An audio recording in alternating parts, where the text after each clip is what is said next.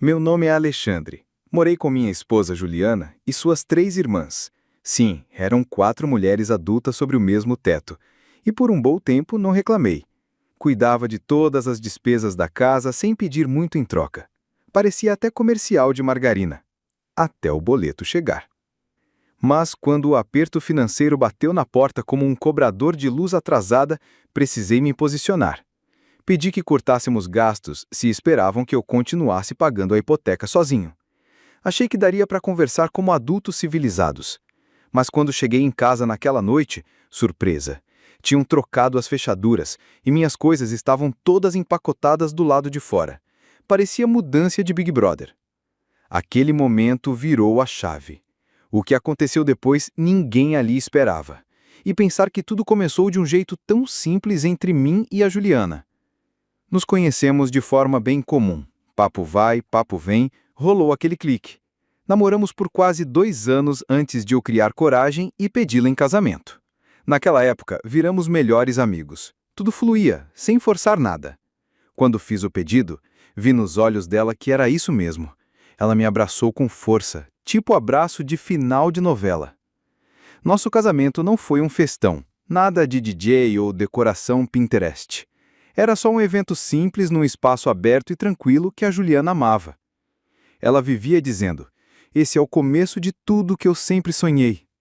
Mas eu sabia que a realidade bate mais forte que sogra dando palpite.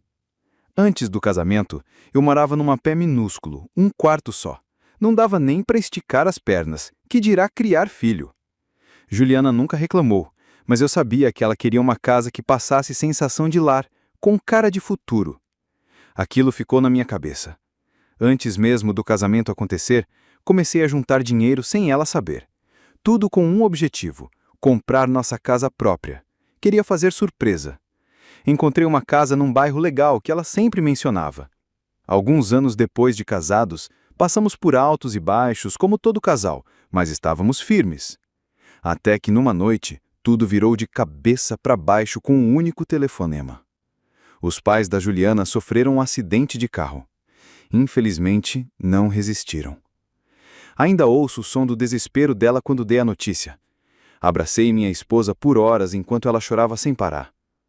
Nas semanas seguintes, ela ficou irreconhecível, um zumbi emocional. Ela mal comia, mal falava. Era como se estivesse vivendo no piloto automático. A dor foi brutal. Juliana era a mais velha das irmãs, tipo a irmã-mãe do grupo. Depois do funeral, ficou claro, não havia ninguém de confiança para acolher as meninas. Tinham parentes longe, mas ninguém em quem realmente confiassem.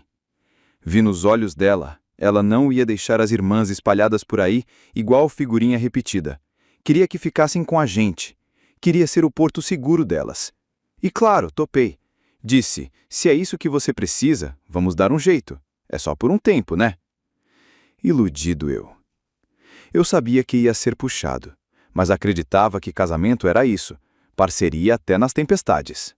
Então as 3 irmãs se mudaram, e nossa casa de 2 virou praticamente uma pensão. Eu já estava ralando feito louco no trabalho. A conta de luz explodiu, a comida evaporava, e a pilha de roupa suja parecia um monumento.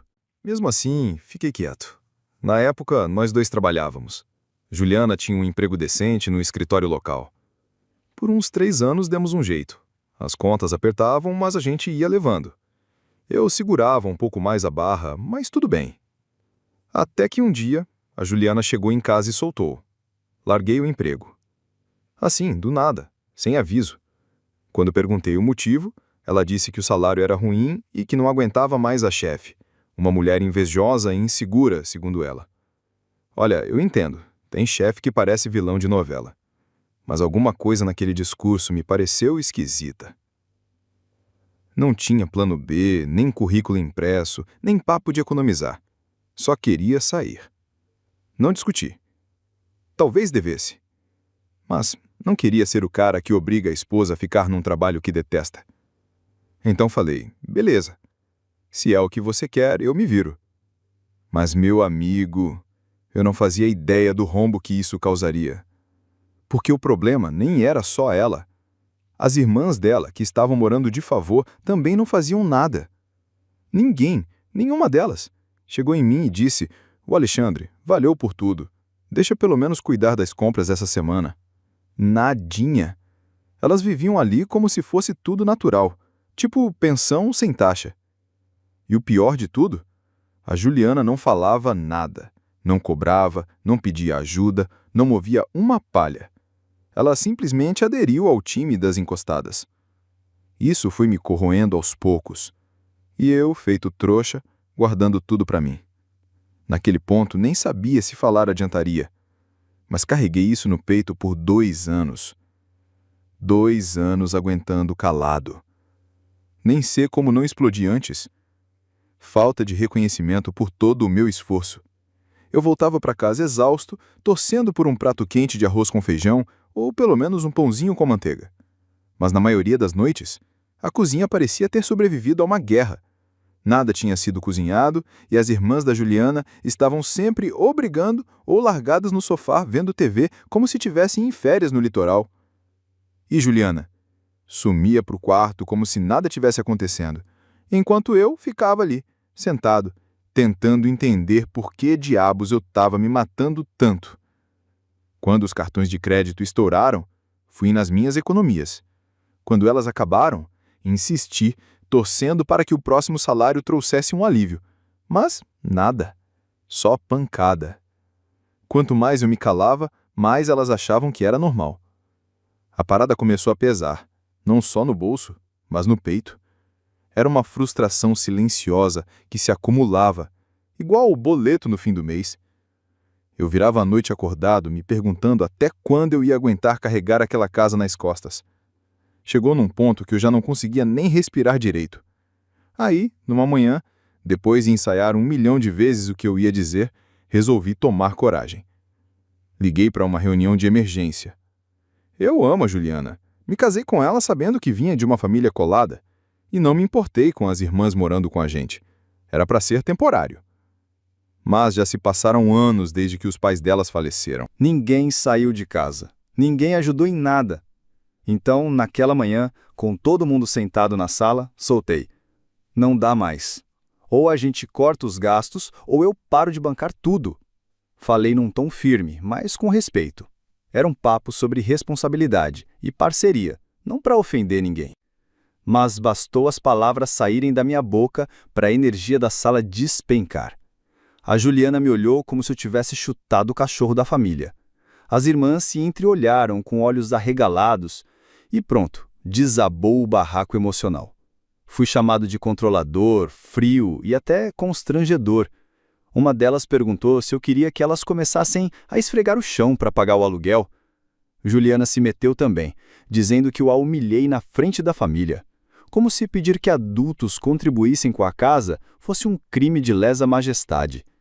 Ela disse que eu fiz as irmãs dela se sentirem um peso. Engraçado, porque elas não pareciam se sentir um fardo quando estavam sugando até minha alma com canudinho.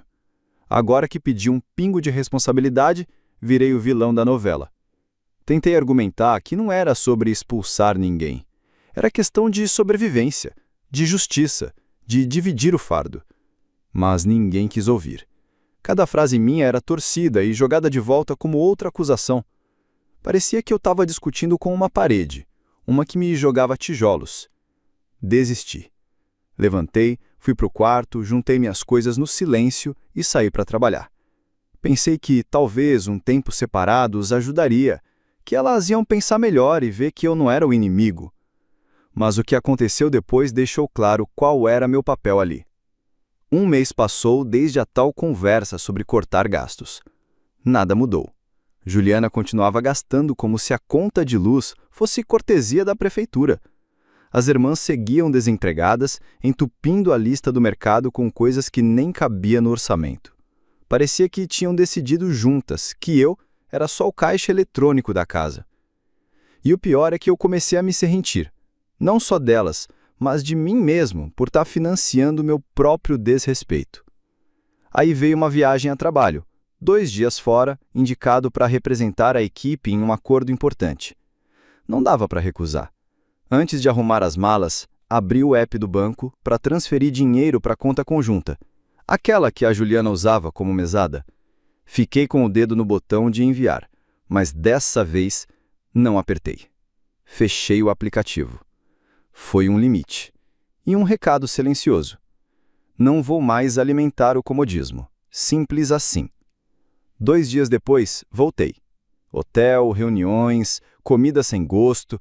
Só queria tomar um banho quente em casa. Estacionei por volta das 8 horas da noite. Minha chave não funcionava na porta da frente. Achei que era cansaço. Tentei de novo. Nada. Fui até a porta lateral. Também nada. Olhei para cima. Luz acesa na sala. Tinha gente ali. Bati na porta. Nenhuma resposta. Bati mais forte. Silêncio. Liguei para o celular da Juliana. Nada. Liguei de novo. Nada. Liguei 10 vezes. Lembro do número exato, porque a minha paciência estava no modo última gota. Na 10ª tentativa, ela atendeu. Falei, abre a porta. E ela, sem a menor vergonha, respondeu, mudamos a fechadura. Suas coisas estão lá fora. Você precisa refletir sobre suas atitudes. Fiquei ali, com a mala na mão, olhando em volta. Minhas coisas estavam lá mesmo. Umas malas, uma caixa com sapato, meu kit de barbear jogado por cima, como quem joga o lixo fora. Eu não sabia o que sentir. Fiquei atônito. Naquela noite, alguma coisa dentro de mim virou a chave. Peguei o celular, tentei ligar de novo. Caixa postal. Liguei para as irmãs. Todas bloqueadas. Ignorado total. Não quis fazer escândalo, então entrei no carro e fiquei lá olhando para o volante por um bom tempo. Sem saber se ria, chorava ou dormia. Por fim, liguei para o meu advogado. No começo, nem sabia direito o que dizer. Parecia que eu tinha levado um drible no meio do jogo da vida. Contei tudo para ele sem economizar nenhum detalhe. Ele me orientou a procurar um hotel para passar a noite e, principalmente, a manter a calma. Porque, drama a gente já tem em novela. Na vida, basta saber agir. Fui para um lugar simples aqui na cidade, daqueles que parecem mais um abrigo de mala do que um hotel 5 estrelas. Nem me dei ao trabalho de desfazer as malas. Passei a noite acordado, jogado naquele colchão duro que mais parecia um tábua, olhando para o teto, refletindo sobre os últimos 10 anos da minha vida. Quando o dia amanheceu, deixei de lado a autopiedade. Parei de esperar por um pedido de desculpas que nunca viria. Foi aí que percebi. Se elas conseguiam me expulsar da minha própria casa com tanta facilidade, é porque nunca me respeitaram. Nem como marido, nem como provedor, nem como ser humano. Aí, meu amigo, decidi. Chega de ser subestimado. Peguei meu celular e comecei a tomar providências. Primeiro, entrei em todas as minhas contas bancárias e mudei todas as senhas, uma por uma. Depois, cancelei todos os cartões de crédito compartilhados. Não estava disposto a continuar financiando o conforto da Juliana e suas irmãs. Qualquer coisa que tivesse o nome delas, cortei na raiz, como quem poda uma árvore para que não cresça o mato. Mais tarde, naquela manhã, me encontrei pessoalmente com meu advogado, que trouxe 2 reforços, um especialista em divórcio e um advogado imobiliário. A coisa ficou séria, parecia até reunião de condomínio, mas eu precisava disso. Como a casa estava totalmente no meu nome, me disseram que eu tinha todo o direito de entrar com um pedido de despejo contra as irmãs da Juliana. Elas não tinham contrato de aluguel nem direito legal sobre a propriedade. Para a lei, eram invasoras. Tipo aquelas visitas que aparecem no churrasco sem avisar e não vão embora. Começamos a preparar toda a papelada. Minha equipe jurídica discutia se deveríamos fazer um despejo formal ou uma remoção rápida, conforme a lei para ocupantes não autorizados. Mas, como era família e as emoções estavam à flor da pele, sabíamos que precisaríamos agir com muito cuidado. Afinal, família e processo judicial juntos é como misturar feijoada com refrigerante, uma combinação explosiva. Também perguntei sobre a possibilidade de conseguir uma ordem temporária que me desse uso exclusivo da casa, enquanto o divórcio fosse resolvido. Queria basicamente o direito de usar minha própria casa sem ter que dividir o banheiro com quem eu nem convidaria para um café. Mas o juiz negou. Disse que, a menos que houvesse prova de perigo ou abuso, a Juliana tinha o mesmo direito de permanecer na casa durante o processo. Doeu como quando você quer trocar o time de futebol, mas os amigos não deixam. Eu só queria meu espaço de volta, mas a lei não funciona assim. Agora tinha que jogar no longo prazo. As fechaduras podiam ter sido trocadas, mas minha mentalidade estava firme, dividida em duas partes, a que não desistia e a que aprendia a rir da situação. Quando o processo de divórcio começou, eu não estava amargurado. Já tinha chegado num ponto em que não precisava mais gritar, discutir ou provar nada. O silêncio, meus amigos, era meu maior argumento. Logo, quando os advogados começaram a intervir, ficou claro para todo mundo que a casa provavelmente continuaria sendo minha. Eu tinha provas de que era eu quem mantinha o teto sobre as cabeças de todo mundo. E foi aí que a Juliana começou a mudar de tom. De repente, aquela frieza virou calor. E ela voltou a me chamar pelo apelido, perguntava como eu estava, oferecia-se para cozinhar e puxava papo com assuntos que antes nunca vinham à tona. Foi constrangedor. Parecia aquelas pessoas que ligam o interruptor, mas esquecem que o fio está descampado e solto. Eu não acreditei.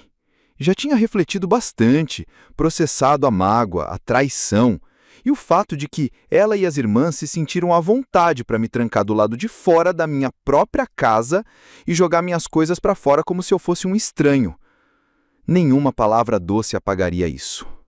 O casamento terminou oficialmente pouco tempo depois. O juiz decidiu e a casa ficou comigo, principalmente porque as contribuições financeiras estavam mais claras que água de piscina recém-filtrada. Não houve discussão.